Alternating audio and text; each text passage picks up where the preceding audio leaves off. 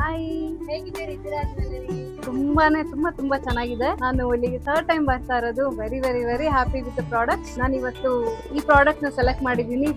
ಆನಿಕ್ಸ್ pendant complete jadau with rice pearls. ತುಂಬಾನೇ ಚೆನ್ನಾಗಿ ಕಾಣಿಸ್ತಾ ಇದೆ. ನಾನು ಇವತ್ತು ಇದನ್ನ ಪರ್ಚೇಸ್ ಮಾಡಬೇಕು ಅಂತ ಒಂದು ಈವೆಂಟಿಗೆ ರೆಡಿ ಮಾಡ್ಕೊಂಡಿದ್ದೀನಿ. I hope it is looking nice.